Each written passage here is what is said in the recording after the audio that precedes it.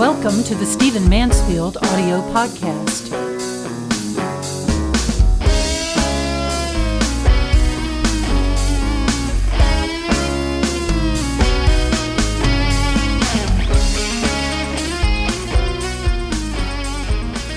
I want to venture in where angels fear to tread and talk to you a bit about the Michael Brown shooting. It's been in the news. It's been a point of contention in our country. It's a sad thing, I imagine, to all of us. We all know that on August 9th of this year, Officer Darren Wilson felt himself threatened and ended up shooting and killing Michael Brown, a 17-year-old African-American youth. This shooting has become the basis for heated riots, violent riots in Ferguson. And I think we, of course, all know about this. I want to talk about it perhaps from a different perspective. And, this is going to recede into history in time. It's going to leave the headlines. Many of us will forget about it. But perhaps we can gain some lessons from it. Perhaps we can learn some things that we need to learn. And so I want to discuss it for just a few moments.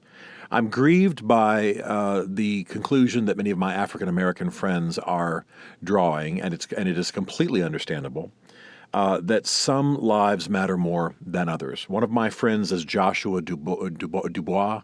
Many of you know that he was a spiritual advisor to President Obama. He's written a book of his devotionals that he had written over the years for Mr. Obama. He works in public policy affairs. I admire him. I like him. I'm sure we wouldn't agree on everything politically, but I like him very much. And he said on Morning Joe today that some lives matter more than others. And by that, he means white lives matter more than African American lives. I can't fault him for concluding that.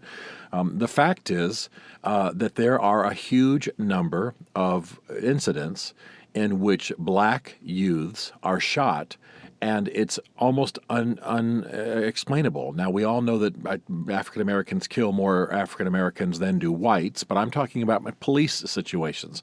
If we're talking about gang violence, well, we're all opposed to that, and that needs to stop. But we have more control over police actions. And the reality is that something has gone wrong. Now, I'm a law and order conservative. I'm not anti-police. I'm not, a hyper-libertarian of any kind. I'm a law and order conservative. But in Cleveland, just this past week, a 12-year-old was shot and killed. He was shot twice in the stomach by a Cleveland policeman. He had a toy gun with him. Now, I understand that there can be confusing incidents, but why is any 12-year-old with a toy gun being shot and killed by a policeman? We all remember, I imagine, the horrible situation in 2006 where an African-American man and some other friends in a car were shot 50 times by policemen, and they had no weapons and hadn't acted as though they had any weapons. One of the issues that incensed my friend Joshua Dubois was the Amadou Diallo shooting in 1999. Again, a young man killed, completely unarmed, killed by police. There's something wrong, and again, I'm pro-police, I'm a law and order conservative. There's something that needs changing in the basic way that policemen handle these kinds of threats. I'm not qualified to evaluate whether Officer Wilson did the right thing in the way he dealt with Michael Brown in Ferguson. But I can say that it does seem to me that a rebellious teenager who probably had just robbed a convenience store and who was walking down the middle of the street in defiance of traffic laws didn't need to end up dead. That yes, he needed to be arrested, he needed to be charged, but should he have ended up dead with multiple gunshot wounds? Something is wrong in the basic approach. That's not all that's wrong. I'm not blaming Officer Wilson. If it's in fact true that Michael Brown lunged for his gun and fought him and punched him and reached for his gun and while they were struggling in the car, well, then Michael Brown put his life at risk and he bears that responsibility. But still, there's something that needs to be changed in the way the police of our nation deal with these heated confrontations. And I hope that police psychologists and police commanders and the training schools and those who set policy will pay attention to that. I want to say also that I do not believe that the Ferguson situation should lead us to conclude that we live in a racist society. I do not believe we live in a racist nation. I believe we live in a nation that is virtuous and good, but has racists in it. One of my mentors in business and leadership is a woman whose name I won't mention, but she's an African-American woman. She's very dear to me. She was walking not too long ago in the woods, not too far from her home. She lives in the D.C. area, as I do, and she came upon a KKK rally. Can you believe it? Just outside of Washington, D.C., and basically in Virginia, northern part of Virginia. And she had to run quickly back to the parking lot of this park, this sort of forest area, to get to her car while the KKK was chasing her. Now, this is a leading woman who has tremendous impact in D.C., and she's basically walking in upscale areas around Washington, D.C., and she runs onto a KKK rally. This is the reality in America. I'm sorry to say it. I couldn't be more opposed to everything the KKK stands for, and I'm stunned that someone that I am that close to was almost potentially, who knows what, raped, killed, beaten by running into a KKK rally, essentially in the environs of her own neighborhood. But I do not believe that that means that we are a racist nation. I think we are not a racist nation. I think we are a nation with racists in it, and we should know that, and we should battle against it.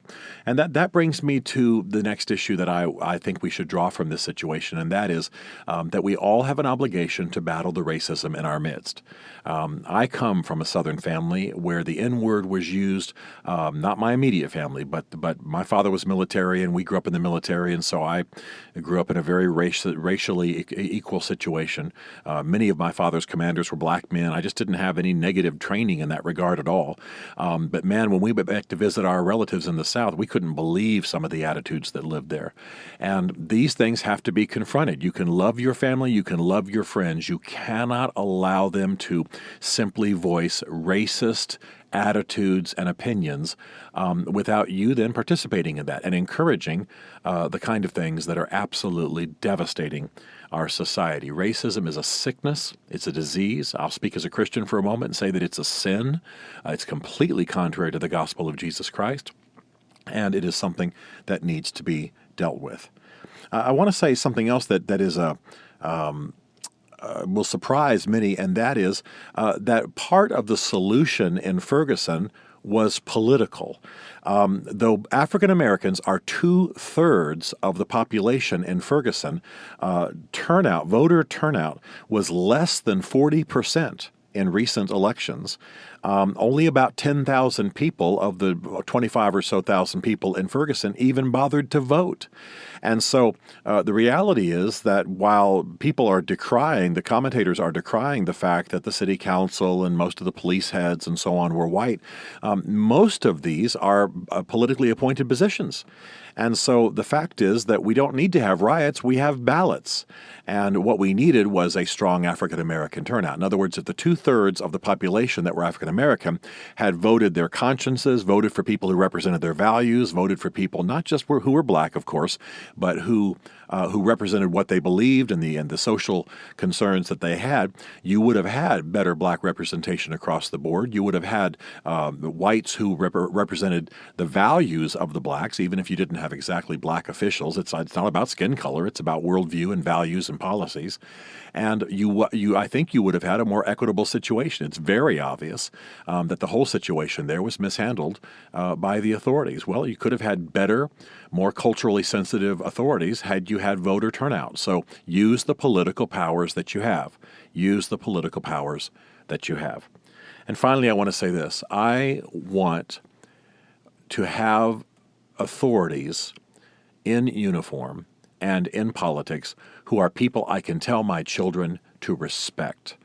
I don't want to hear, I got to tell you, I have wept through conversations with some of my African-American friends who tell me about the conversations they've got to have with their children, especially their teenage boys. My pastor in Washington, D.C. is African American, as I've told you many times. I go to a largely African American church here with Bev.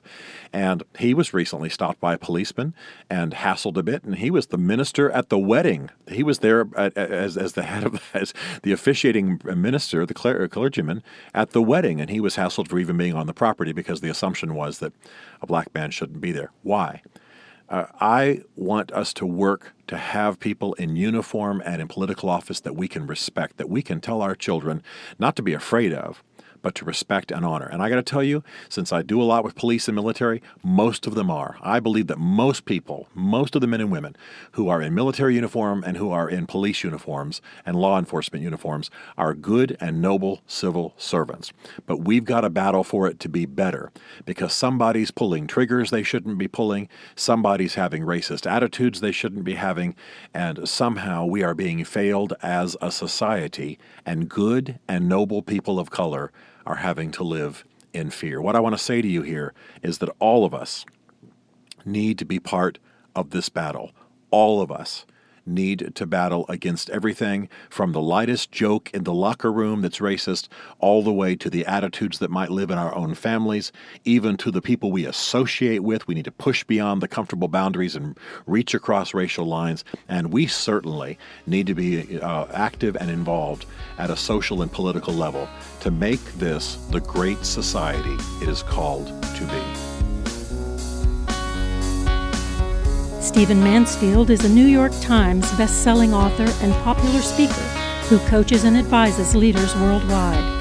To learn more about Stephen, log on to stephenmansfield.tv. The Stephen Mansfield podcast is produced by Isaac Darnell, who also wrote and performed the Rockin' Podcast theme song. This is a Chartwell Literary Group production. Chartwell is ingeniously led by Beverly Darnell Mansfield. As a result, all rights are reserved. For more information, contact us through stephenmansfield.tv.